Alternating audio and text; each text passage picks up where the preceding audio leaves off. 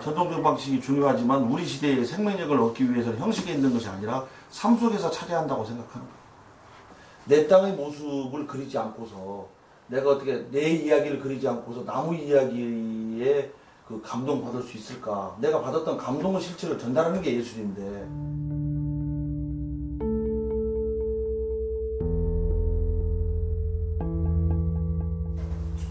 나는 이제 전통적인 수묵 방식을 통해서 하여튼 그 어릴 때부터 물을 훑고 앉아서 전통적인 산수화, 사군자, 인물화를 이제 배운 사람이거든요. 그러니까 이제 그 상투 틀고 있고 갓을 쓰고 있는 선비한테 그림을 배운 사람. 제일 먼저 태어나서 글을 배우고 말을 배웠겠지만 말 다음에 이제 먹을 다루는 것을 배우고 자연에 같이 데리고 다니면서 시를 읊으면 할아버지께서 한학자셔가지고 시를 읊으면 그 시 내용에 그림으로 답하는 것으로 그림을 그리고 내가 배웠던 그 고등학교 때까지 배웠던 방식이 있단 말이죠. 대학 들어와가지고 그림을 진행할 수가 없을 정도로 내 스스로가 추락해버렸어요. 이런 그림이 무슨 의미가 있을까라고 생각을 하기 시작해요. 서울에 돌아다니면서. 시골에 산 사람이 완전히 삶이 달라졌어요. 내가 살고 있던 것이 이게 바탕이 넓은 수평적 구조였다면 여기 오니까 수직적 구조가 되고 도예지에서 나는 마음대로 걸어다니는 것이 내가 길이었는데 서울에 오니까 길을 따라서 나는 그냥 움직일 뿐이에요. 나는 파리도 아니야. 그렇잖아. 내 마음대로 자유롭게 날 수도 없어요. 자유가 무엇인지도 모르겠어.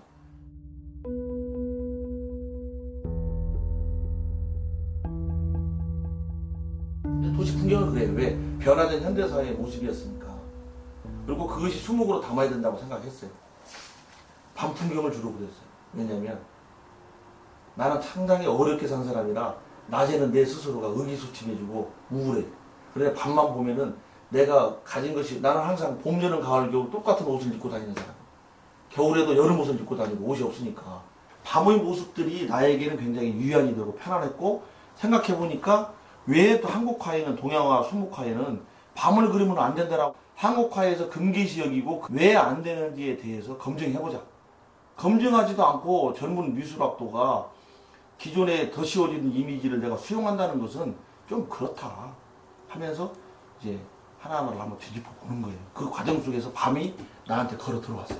그래서 밤 풍경을 집중적으로 그렸고 밤 풍경을 그려서 이제 전부 다 모든 작품은 수상을 하게 돼요. 그럼 새로운 동요화가 나왔다 이런 평가를 받은 그러다가 밤 풍경에서 어떻게 바뀌냐면 밤도 아니고 낮도 아닌 풍경으로 바뀌어요.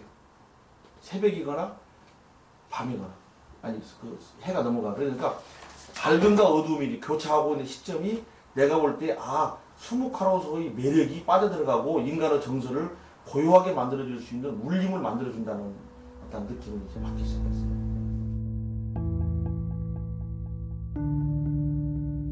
이런 그림을 그리는데 여기에는 사람의 내면적인 삶의 구조나 인간의 땀 냄새가 지금 그리려고 했지만 부족하다. 그럼 그리려면 어떻게 그려야 되느냐? 인물을 해야 되겠다. 과감하게 도시 풍경을 버리자. 그리고 버리고 나서 인물 속에서 도시를 찾아보자라는 생각으로 확 바뀌어요.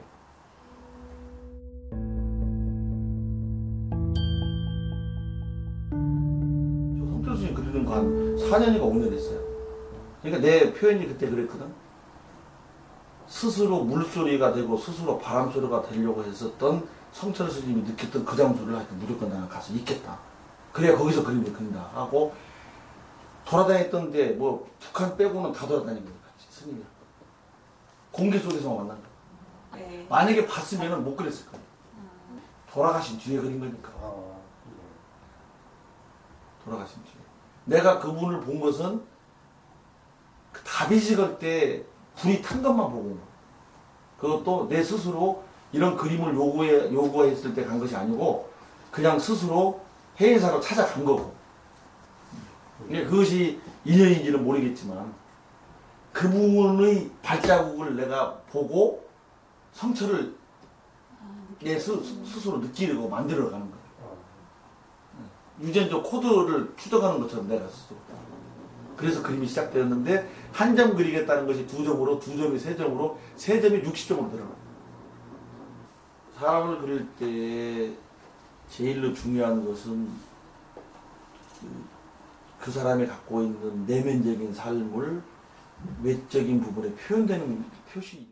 인물 표현에서 화장을 한 것처럼 보이거나 그 사람이 그 그림을 위한 그림처럼 보이는 것을 경계하기 위해서 뒤에서 그랬다는 거죠. 그러면 종이의 입자를 뚫고 나와서 은은하게 사람의 피부 질감이 이게 나타나는 장점도 있지만 그와 더불어서 그 사람의 오만 가지 생각들이 드러내는데 아주 인물을 보는 것처럼 은은하게 이렇게 다가오게 하는 방식. 그것을 위해서 고려시대부터 조선시대까지 초상화의 왕국인 이 나라에서 택했던 것 중에 하나가 뒤에서 그림을 그렸다라는 거예요.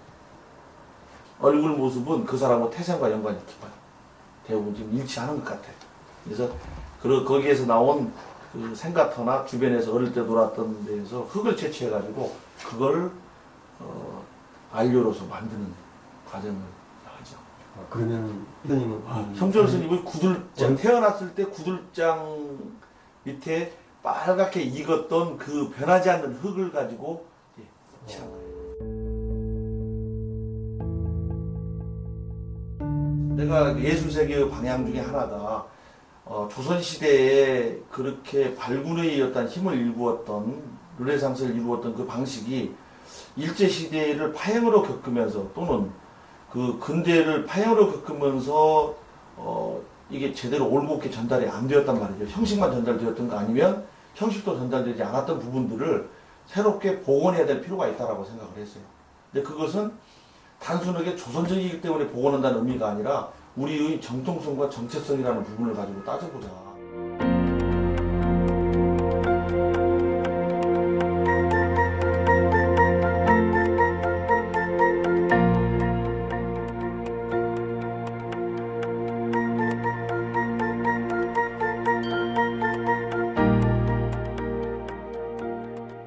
그러니까 흑백도 아주 단순한 것이지만 단순한 것이 갖고 있는 이 층층의 색깔의 다양함이 있거든요. 보통 사람이 10가지 색을 낸다면 저는 20가지 색을 가지고 인간의 내면을 그린다고 생각하니까 그것이 단순하게 추억이나 과거 회양적인 것이 아니라 흑백을 가지고서 정신을 그리거나 또는 동물의 정신을 그리거나 식물에 대한 우주적 원리를 그리거나 본성을 그릴 때에는 어떤 색을 쓰는 것보다 사용하는 것보다도 조금 더 효과적이었다고 생각합니다. 본질을 드러내는 것. 저는 상반된 것에 대한 충돌, 그것이 갖고 있는 조화, 균형을 굉장히 중요시 여기거든요. 그림에서. 반대되는 속성을 한 화면 속에다 구축하자는 것이 내 생각이에요. 만약에 어떤 사람이 순이라고 정말로 순둥이를 그린다 하더라도 그 속에서는, 순둥이 속에는 고집이랄까 아니면 또 다른 탐욕도 숨어 있을 거란 말이죠.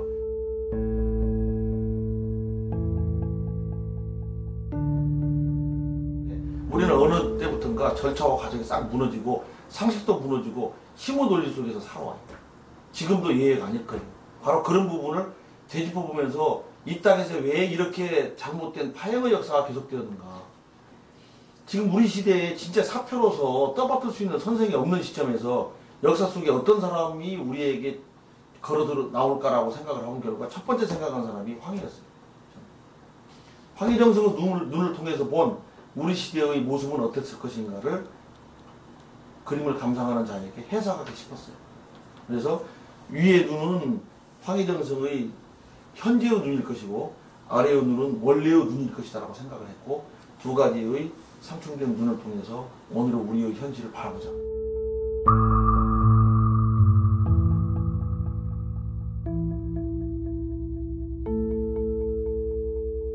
다음에 우리는 전봉준 장군이라고 알고 있지만 전봉준이 왜 장군입니까?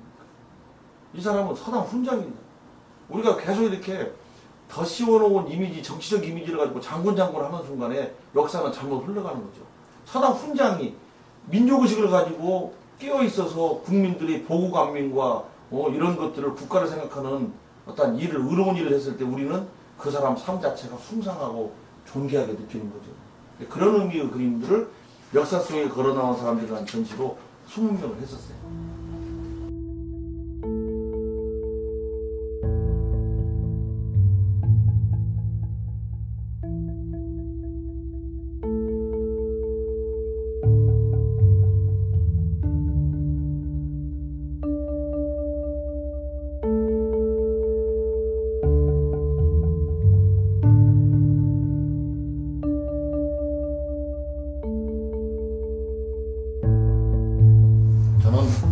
소재나 뭐 그런 것에서는 특히 사회를 발전시키고자 노력하는 사람들, 싸우는 삶 속에서도 소중한 어떤 인간의 가치를 존중하고 있는 사람들, 그리고 21세기에서 요구하고 있는 진정한 의미에서의 사회 발전을 노력하고 있는 부분들, 그리고 우리의 이야기이면서도 너 이야기고, 그 다음에 세계적인 이야기가 무엇인가, 인류 이야기가 무엇인가 라는 부분을 생각해 보면서 그림을 그리겠다고 합니다. 내가 딛고 살고 있는 이 현실을 나는 외면하고 싶지 않아요.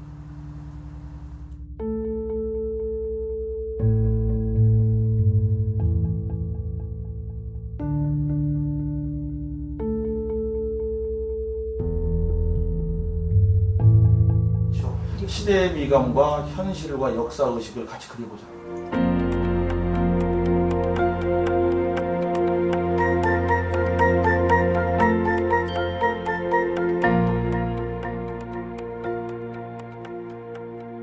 한 작가의 외로운 투쟁, 외로운 그림의 화력을 통해서 그 사람이 도달해놓은 것이 어떤 가치가 있는지를 규명해보고 또 다른 작가들에게 파급할 수 있는지에 대한 느낌도 같이 가지면서 오늘의 미술계 현주소를 점검해보자. 이게 이제 중요하잖아요.